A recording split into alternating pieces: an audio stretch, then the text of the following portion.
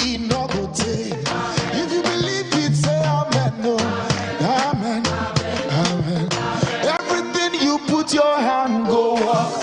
Your name go open doors. You self go be a boss. Amen, amen. Everything you put your hand go up. Your name go open doors. You self go be a boss. Amen, amen.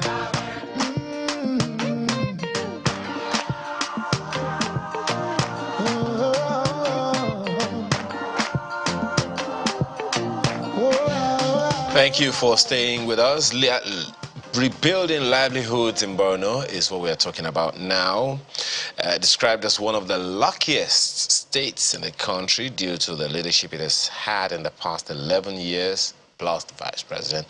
Borno State in the northeast of Nigeria has witnessed violent activities of Boko Haram and armed conflict since 2009. It has also seen 8 years, well, it's been 8 years since the abduction of 276 Chibok schoolgirls by Boko Haram, and so many other things have happened since then. What are we doing about rebuilding livelihoods in the state? We have with us spokesperson to Borno State Governor Psychosocial join us from our Abuja studio. Thank you for joining us this morning. It's nice to be here. Thank you for having me. Yeah. First of all, how far, so far, there are those who will be asking, 8 years after, unfortunately, a number of the children are still in captivity and so many other things. Exactly how has the state government been handling that, as well as several other such situations that they've had to contend with? I will just build on what you said earlier. In your introduction, you did say that Borno is one of the luckiest states because it has had a very good leadership, since 2011 under Senator Kashim Shettima. Governor Zulum was a commissioner, at that time. He was the commissioner for reconstruction, rehabilitation, and resettlement. He knew all the problems. So Borno is indeed lucky to have him at this time. So he moved aggressively because he was already familiar with the entire terrain. As we speak, the governor is in Mongono. He's been in Mongono since Thursday. He was working up till 2 a.m. last night, working with IDPs. He supervised the distribution of about 300 million to about 90,000 IDPs. He was at the hospital around midnight. He announced an increase of 30% salary for doctors in about 6 local government areas that are considered very tough: Mongono, Ngala, Dikwa, Kala Balge, and 2 or 3 other local government areas. So the governor is doing a lot. Within the last 2.5 years, the governor has provided the rebuilding of about 10,000 houses in Borno. A lot of them are new, some are being rebuilt. I can't count the number of hospitals that have been rebuilt and new primary healthcare centers. But what is important is that there is a plan. You know that Borno has developed a 25-year development plan, courtesy of Governor Babagana Omar Zulu, and then within the 25 years, there is a 10-year strategic framework, for the first phase of the implementation. So most of what the governor is doing is within this plan. So part of the strategy is to rebuild, as many communities, as we can have. So far, about 22 communities have been resettled, within the states. I would say that there is great deal of hope. So a lot of the communities are back, and you know that the governor hardly spends a week in Maiduguri. He would always tell you that the problems of Borno do not lie in Maiduguri. They lie in the local government areas outside the state. That is why Zulum would never spend up to a week in Maiduguri. He hardly stays more than 2 days in Abuja. When he comes to Abuja, as if he's itching, to go back. He is always in local government areas to address the problem, to build resilience. Because one of the things that Boko Haram was doing, if you remember, around 2004, I remember there was a time, 2014, there was a time the military brought some young men to the government house. One of those boys confessed that he was being paid 5,000 naira to set schools ablaze. Another one confessed that he was being given 5,000 naira to spy on soldiers. We have had women who were given as low as 10,000 naira to smuggle weapons. So what the governor is doing is to decrease that by empowering, the people, because there is abject poverty. So the governor goes around giving these 10, 15, 20,000, 100,000, sometimes even 200,000 naira to rebuild, microeconomics so that people can become empowered. And that has denied Boko Haram the opportunity of being able to incentivize people, with small cash.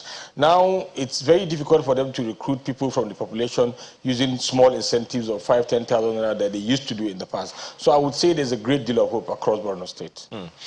Is that any way connected with the multi-sectoral crisis recovery project? Yes, it is. There are, Boko Haram is a crisis that you don't approach, from one angle. The governor is deploying different approaches. There is the humanitarian angle, which I mentioned. There is the rebuilding of communities, rebuilding of schools. There is the restoration of livelihoods. The governor is investing heavily in agriculture. A lot of people are now going back to farm. If you look at Borno, the number of farming activities, the level of farming activities that we have witnessed last year, is far more than what we witnessed within the last 10 years. And God willing, this year, we are likely to triple that. Because there is I would say, peace is really reimagined, across the state. And one of the benefits, one of the things resulting into that is the mass surrender of a lot of Boko Haram members. You know that more than 35,000 members of the Boko Haram have surrendered. And I'm sure you may have read in the media, the governor is largely responsible for that. But I would say that the military has done a lot. The governor built on what he met. But I would say that the governor's credibility has really worked.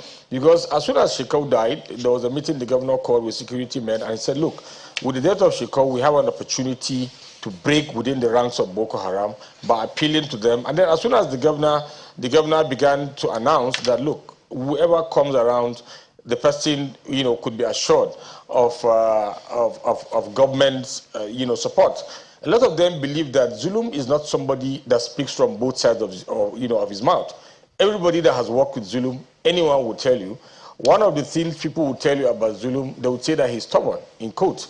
Because the moment Zulum says something, he hardly goes back on his words.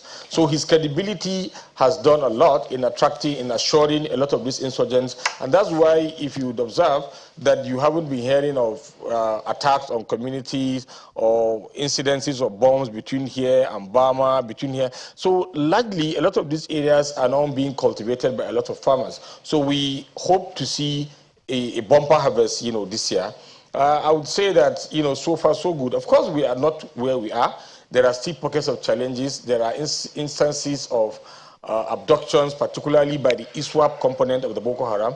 But I would say that even within the ISWAP, we are beginning to break them. We are beginning to have some commanders of the ISWAP also surrendering, to what we call the Borno model, in dealing with the Boko Haram. So our major problem now, which is also being handled, is what do you do with this mass surrender of insurgents? You have about 35,000 or more of them, and they keep coming out. But the governor is responding to it. He has met the president. The president has shown a lot of commitment. You would recall that the president has set up a presidential committee that is headed by the vice president. The governor is the vice chairman of that committee. The committee has federal officials from virtually all the institutions that are related to humanitarian issues. And one of the issues they will be dealing with is what to do, with this surrender. But I would assure that of all these people that have surrendered, none of them that is considered a threat has been released, to the public, because there's a serious profiling going on by the DSS, by the military, by different levels of the military. They do a lot of profiling, so they categorize them. There are those that are considered low risk. There are those that are not even risky. There are some of them who were enslaved. There are farmers that were enslaved by the Boko Haram to farm for them. But of course, you still consider them as people who were working with them. So a lot of these things, they are categorized, in stages. But so far, none of them that could be considered a risky person has been reintegrated into the society. Okay. Mr. So we understand that there's a partnership between the state and the Society of Engineers to construct houses for the once displaced persons. Are there still any displaced persons? Yes, there are displaced persons. There are displaced persons because we are talking about at the beginning of the crisis, we had more than 2 million people displaced. You can hardly provide, housing for the whole of these people, within the time frame that you'd want. The governor is going aggressively. Like I said, more than 10,000 houses have been rebuilt through different partnerships. There's a company that is into homes. I can't remember the name of the company. Is in Abuja. I think about 2,000 or so houses were built through that partnership. There are a lot that have been built by the state government. There are also interventions, by President Muhammadu Buhari. He did approve about 10,000 houses, out of which about 4,000 to 6,000 have already been built. So it's a concerted effort, by all stakeholders. But like I said, there are still challenges. Like I said, the governor is currently in Mongono. The people that he went to see are basically IDPs. So it's a clear indication that we still have IDPs. We're talking about 2 million people. Providing houses for that. If you were to look at the Recovery and Peace Building Assessment Report that was authored jointly by the World Bank, the European Union, the Nigerian government, and the states of the Northeast, more than about 1 million houses were destroyed in Borno. You can building 1 million houses is a great deal of work. Under the Shetima administration, about 30,000 houses were built, while Zulum he spearheaded that under Shetima. Shetima gave him a lot of funds, a lot of independence, to do a lot. About 30,000 houses were built. Now, within the last 2.5 years of the Zulum administration, more than 10,000 new houses have been built. I don't know. I can't tell you the number of existing houses that were rebuilt. Probably they are as much as 10,000, but I'm not sure of the exact figure. But if you're talking about destruction of more than 1 million houses, and if you have to combine the houses that were rebuilt under Shetima and under Zulum, probably you arrive at 50,000. So we would say that there's still a long way to go. But the important thing is that Borno has a leader that is visionary, somebody that is extremely dedicated, that is practically on ground, that goes all around. Every amount of money that comes to Borno is always put to judicious use, under the Zulum administration. So I believe that we are optimistic that by the special grace of God, we'll get to where the governor wants us to go. Let me ask you very quickly. We spoke about the multi-sectoral crisis recovery project the other time, which we understand is a $200 million International Development Fund Association operation. Tell us some of the results that has been achieved between 2017 and 2020 in particular. The MCRP is a component of the World Bank, and of course, as you know, Nigeria is a member of the World Bank. Nigeria contributes, to the World Bank. So whatever comes from the World Bank to any of the crisis states is more or less like the allocation that is going to states, because whatever fund the Nigerian government gives to the World Bank is also part of the funds that belongs, to the entire state. But to be honest with you, I am not in position to give you the exact operations of the MCRP. If you want, I can get the coordinator of the MCRP maybe to come to appear in one of your programs, so that I don't mix up things. But I know that the rebuilding of Borno is being done through all kinds of collaborative efforts. The state government is of course taking the lead, because the problems of Borno are principally, our problems. So the state government, I would say, does 50 to 60%, of all the interventions that you have, and then we have a lot of support coming from, like you said, from the World Bank, from the UN, especially on humanitarian crises. We have had support from Aliko Dangote. We have all kinds of support from people. But when you are dealing with a crisis, you are dealing with a situation where some people cannot, engage in businesses. Some people cannot engage in farming activities. They rely on food aid. That's a lot. No matter what you pump in, giving people 3 square meals, they are sitting down, and it's not because it's their fault. I mean, it's a very serious deal. So I would say that whatever that comes to Borno, I would say, is far, far less than what Borno needs. If you're going back to the Recovery and Peace Building Assessment report, the destructions inflicted by the Boko Haram across the northeast was put at about $9 billion. About that, I'm not too sure. But Borno alone accounts for almost $6 billion. That's a hell of money.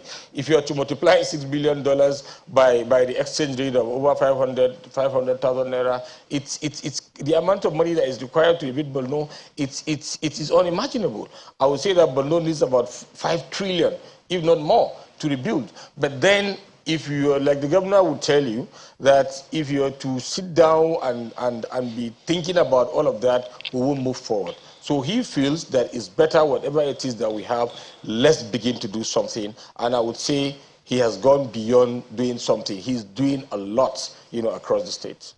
Okay, in all of this, how effective has the Northeast Development Commission been? The NEDC has been quite effective. They have been helpful. Governor Zulum, everybody knows him, is a very honest person. He's someone that would always acknowledge whatever support that comes from places. I know a number of times he visits some local government areas. Whenever there is a food intervention by the NEDC, the governor announces it, and I've heard him say it a number of times. It means that the NEDC has been supporting the state government, with a lot of food items that are being distributed, to IDPs. And then there's also support coming from the Nigerian customs. You remember that the president did give a directive, some years back, saying that whatever food that was seized, from smugglers should be channeled in support of displaced persons across the country. So a lot of that has come. And I know that the NEDC has also built a number of houses for resettlement of IDPs in some part of the state. I don't know the exact number of houses, but they have actually made some interventions. And the interventions, are continuing. But most importantly, I know that the NEDC, I'm not their spokesman, by the way, but I know that the NEDC has developed a roadmap for interventions across the Northeast. And I know that they have held some public hearings.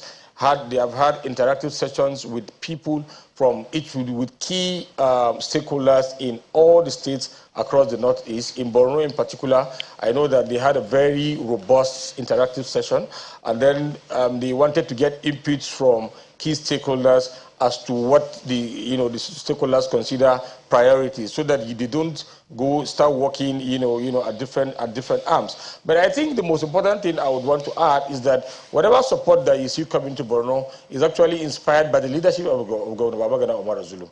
The mere fact that everybody knows that this is the governor who puts in everything, who goes about everywhere, who spends the whole night. Everybody wants to come and do something because you want to identify with somebody who is extremely dedicated to his people, and you're sure that whatever intervention that you bring to Borno, because most of the time Zulum will tell you, I don't want cash. You want to give support, you say, no, don't give me money. Give us food or give us building building materials. That's the kind of man that he is, and I would say that a lot that is coming to Borno has to do with the kind of leadership that Borno has under Professor Omar Zulum as governor. Okay. Are farmers now able to go back to their farms? Because that was a big issue some time ago. In June, on 17th of June last year, President Muhammadu Buhari was in Borno. And one of the things Governor Zulum requested was for him to direct the Nigerian military to increase access to farmlands, safe access to farmlands. And of course, you know that when the Nigerian Security and Civil Defense launched a program of agro rangers, like the Commandant General of the NCDC publicly announced, Borno was the first to adopt that program.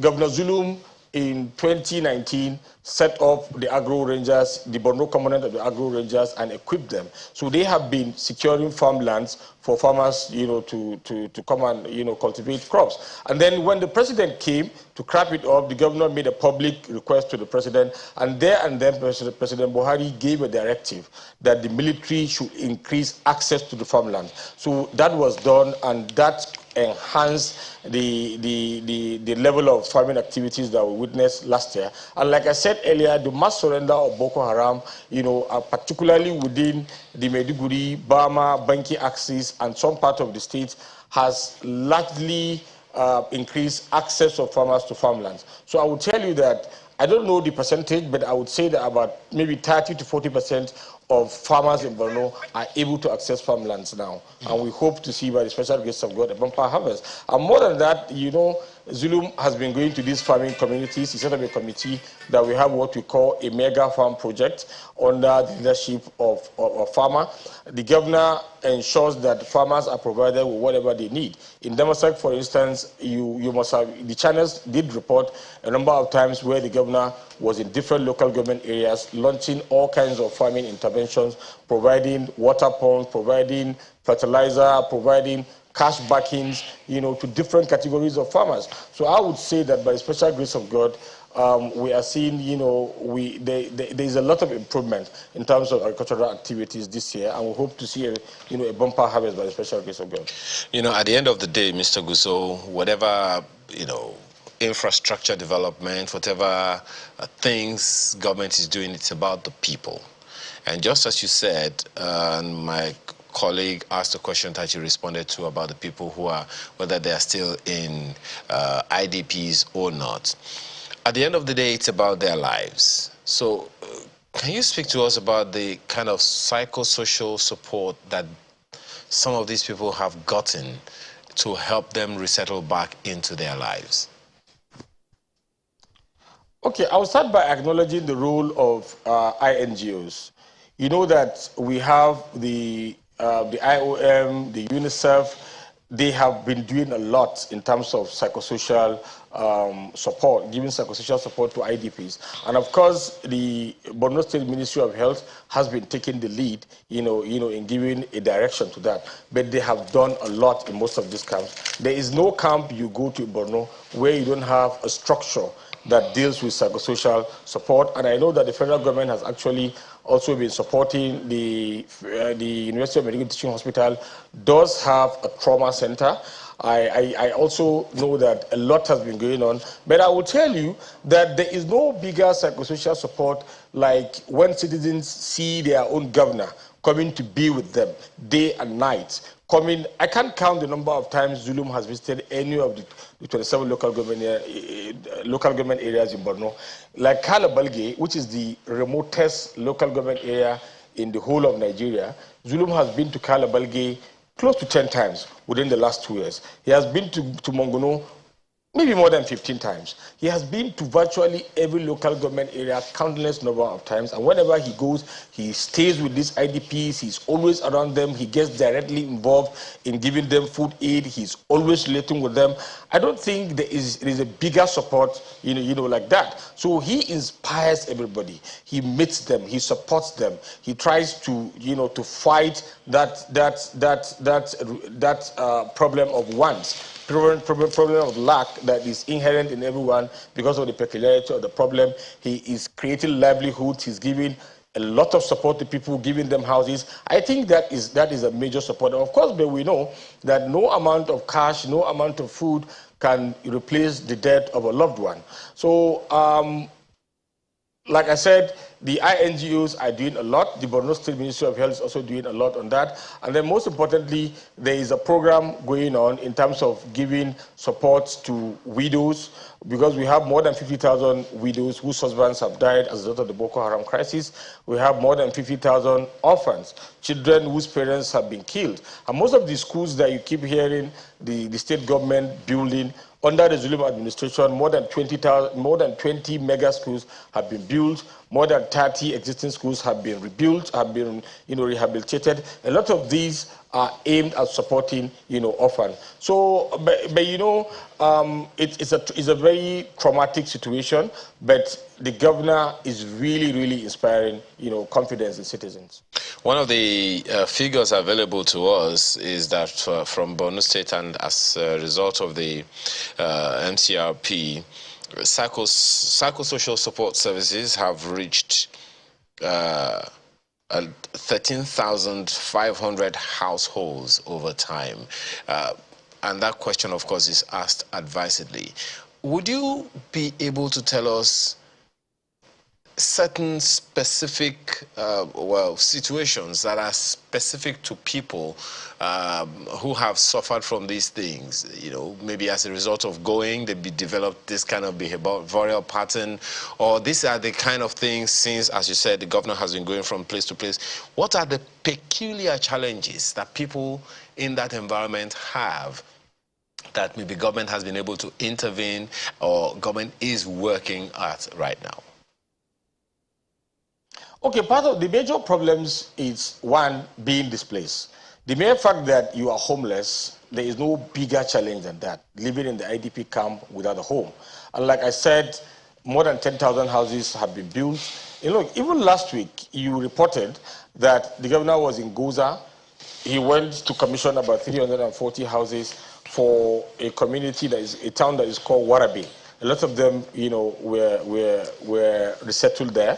And then he gave some money to about 300 families also for them to rebuild, you know, their houses, because some of the destructions there were things that they could handle themselves. And it's another way of also rebuilding the economy of the state, because whatever amount that you give them, they would end up buying whatever building materials that they want, you know, from the community. So he gave some amount, he approved some amount of money for about 300 in Goza, and then a lot of these rebuildings are going on. So the governor, like, you know, like I said, the focus is on providing homes to people, because that is the first thing. And then a lot of these communities that are being rebuilt, they are built with schools, with water facilities, or with, you know, with healthcare facilities. These are really, really important. And like I said earlier, the governor, while he's in Mongono, you know, at the moment, he approved, you know, increase of salaries for medical doctors operating in 6 local government areas. Now, the whole of that is to increase access to public health services, you know, for displaced persons. The truth of the matter is that IDPs are facing a lot. You are dealing with people who have lost loved ones. You are dealing with children who have lost parents, who are not accompanied. Some people do not even know where their relations are. So it's a great deal. It's a lot to deal with. But I think what the governor is doing, the first step is to provide homes, and for them to know that they are not alone, for them to be seeing the governor, for him to be inspiring them, for him to continually provide them with livelihoods, for them to earn means of living, to give hope, you know, to the widows, to give hope to the orphans. That is because it's a war situation. You know, that is the problem of war. War comes with a lot of impacts. So the impacts are huge, but like I said, Borno has a governor that is visionary, that is very determined, that is very committed, that is practically on ground, and that is providing results. Just a quick one before we go. How soon can you project that we are likely to get to a state of near normal to what we had before all of this problem started? Any projection by the state government? I wouldn't want to project, but I would say we are hoping.